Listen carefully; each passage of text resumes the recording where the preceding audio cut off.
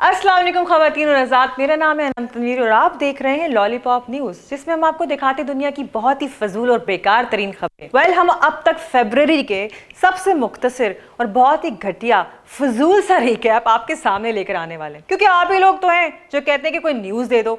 ये ऐसी न्यूज़ है जिसका ना आपकी ज़िंदगी से कोई ताल्लुक है, ना ही मेरी ज़िंदगी से दूर दूर तक कोई ताल्लुक नहीं है। तो जी हमने सोचा आपको न्यूज़ दे दें, फिर हमने आपको सोचा कि लॉलीपॉप दे दें। आइए देखते हैं। नाज़रीन, पाकिस्तान करप्शन परसेप्शन इंडेक्स में अपनी क्वालिटी मेंटेन करते हुए 2 नंबर नीचे आ गया है। यानी सिर्फ करप्शन करने वालों ने मुल्क में तरक्की की है, मुल्क ने नहीं। और हम फिर से 135 नंबर पे खड़े हुए। वो वक्त बिल्कुल दूर नहीं है जब सोमालिया भी हमें अपना भाई मान लेगा। यानी इस मुल्क में ट्रांसपेरेंसी सिर्फ और सिर्फ शीशों में मिलती है, वो भी अगर उन्हें काला करवाने की जरूरत ना पड़े तो। और डेनमार्क फिर से टॉप कर गया भाई, वाह जी वाह। यानी डेनमार्क में करप्शन का लेवल आज भी 0 है और हम हैं कि हर लेवल से बढ़ चढ़ के करप्शन कर रहे हैं। पाकिस्तान में करप्शन के बगैर काम ऐसे रुक जाते हैं जैसे कि वीपीएन के बगैर ये कॉम। हमें सबसे बड़ा गम तो करप्शन का गवर्नमेंट खुद ही देती है, जो ऐसी रिपोर्टों की शाया होने के बाद हमसे नाराज हो जाती है। मगर घबराने की कोई बात नहीं है, हो सकता है कि अगले साल हमारा करप्ट मुल्कों की लिस्ट में हमारा नंबर 140 हो, और अगर हमने बहुत मेहनत की तो वो वक्त दूर नहीं है कि हम करप्ट मुल्कों की लिस्ट में 10 पे हो सकते हैं। तो भाई ये तो वो वाली बात होगी ना, गो बिग और गो होम। इंडिया के मशहूर यूट्यूबर बेल बाइसेप और कॉमेडियन सामे रायना के कंटेंट अब सिर्फ कॉमेडी नहीं रहा बल्कि पुलिस का केस भी बन चुका है। रिसेंटली उनका एक शो आया जिसका नाम है इंडियाज गॉट लेटेंट। उसमें उन्होंने फैमिली फ्रेंडली कुछ ऐसे सवाल किए कि इंडियन एक्ट 67 भी शर्मा गया। जी हाँ, पुलिस ने इन दोनों के खिलाफ केस दर्ज किया, जिसकी जद में बाकी सारे यूट्यूब कंटेंट के क्रिएटर्स भी आ गए। मुझे लगता है कि समय का नाम समय इसलिए रखा गया है क्योंकि अवाम को उनके जोक्स को हजम करने के लिए वाकई में बहुत समय लग रहा है। अब तो मजाक मजाक में सेंसरशिप भी काफी सीरियस हो चुकी है। अलबत्ता जिन लोगों को वाकई सीरियस लेना चाहिए वो लोग खुलेआम घूम रहे हैं। वैसे बहुत ही शेमफुल बात है ये। रहीम परदेसी और फिरोज खान का हुआ बॉक्सिंग मैच, जिसके रिजल्ट बड़े ही अनएक्सपेक्टेड थे, जिसमें रहीम परदेसी जीत गए। फिरोज खान भले ही मैच क्यों ना हारे हो, लेकिन ट्विटर पे वो लोगों की नजरों में जीत गए। हैशटैग फिरोज खान वर्सेस रहीम परदेसी। और अगर आपको देखना है कि लोग फिरोज खान के बारे में क्या राय रखते हैं, ये तो आप ट्विटर पे जाके चेक खुद ही कर सकते हैं। रहीम परदेसी अपने यूट्यूब के फर्जी किरदार नसरीन से तंग आने के बाद अब फर्जी बॉक्सिंग मैचेस की तरफ बढ़ चुके हैं, और अब उनका अगली टारगेट खुशहाल खान है, जिसको उन्होंने कहा कि बड़े बड़े हेलमेट पहन कर क्यों लड़ रहे हो, आकर असली बॉक्सर से लड़ो। पाकिस्तानी क्रिकेटर नसीम शाह ने पाकिस्तानी एक्ट्रेस के इंस्टाग्राम की पोस्ट के नीचे जाके एक अजीब सा कमेंट लिखा। मुझे लग रहा है शायद मेरी अंग्रेजी कमजोर है। Great style, looking so sweet. ये कमेंट क्या करना था, पाकिस्तानी अवाम ने उनको इतना ट्रोल किया कि बेचारा कमेंट ही डिलीट हो गया। खैर चलो, कमेंट डिलीट हो गया, लेकिन नसीम शाह चले गए दूसरी पिच ढूंढने।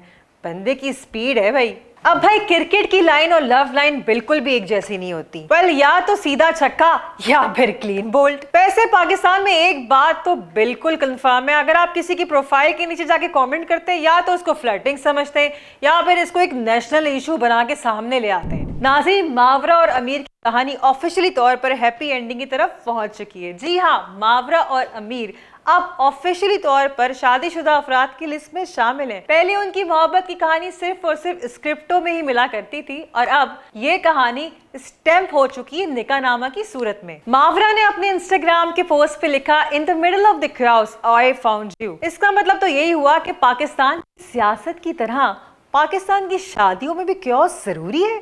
और हैशटैग भी एकदम सॉलिड, मावरा अमीर हो गई।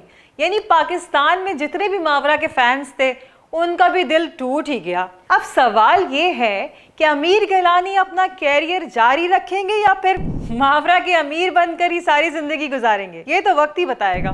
खवातीनों हजरात, कराची शहर एक बार फिर से अपना नाम रोशन कर रहा है। अरे भाई, मोबाइल छीनने में नहीं, आबादी बढ़ाने में नहीं, धुआं फूकने में।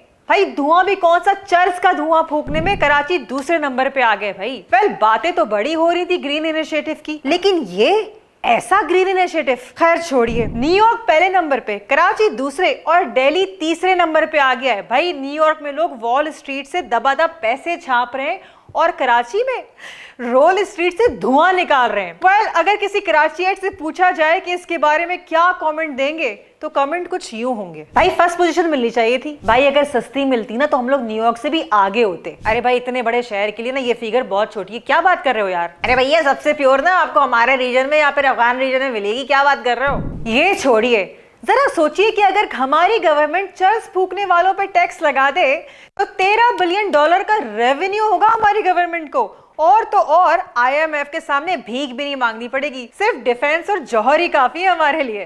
वेल, एक्चुअल हमारे पाकिस्तान का हाय तो यही है। नाजरीन, पाकिस्तान में एक रिसर्च के बाद ये बात सामने आई है कि पाकिस्तान में अमीर तरीन लोग कोई इंडस्ट्रियलिस्ट या फिर वो लोग नहीं है जिनके अकाउंटों में बहुत सारे पैसे हैं, बल्कि पाकिस्तान के अमीर तरीन लोग वो हैं जो कि आपको सिग्नल पे अल्लाह के नाम पे दे दो बाबा बोलते हुए नजर आएंगे। जी हाँ, पाकिस्तान में तकरीबन 38 मिलियन लोग हैं जो कि भीख मांग रहे हैं, जिसमें से 32 बिलियन रुपए वो रोज के कमाते हैं, जो कि साल का बनता है तकरीबन $42 बिलियन।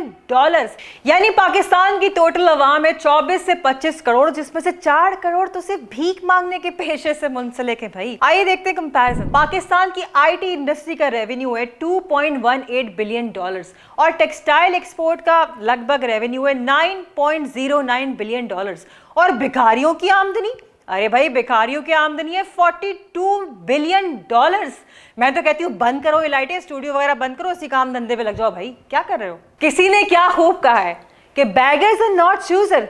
अरे नहीं नहीं, वो इस तरह नहीं कहा था, वो ये कहा था कि it's better to be a beggar than to be a chooser. Well, Pakistan में हर शख्स पेपैल ढूंढ रहा है और ये बेकारी है कि रोज के मिलियंस और बिलियंस कमा रहे हैं। वेल, इससे तो यही बात सामने आती है कि फूड पांडा, करीम, बाकिया और जो सारे वेंचर्स हैं, इससे ज्यादा स्ट्रीमलाइन सिस्टम तो इन बेकारियों का है। अगर आपको पाकिस्तान में बिलियनर बनना है तो या तो रियल एस्टेट में जाए या फिर सिग्नल पे।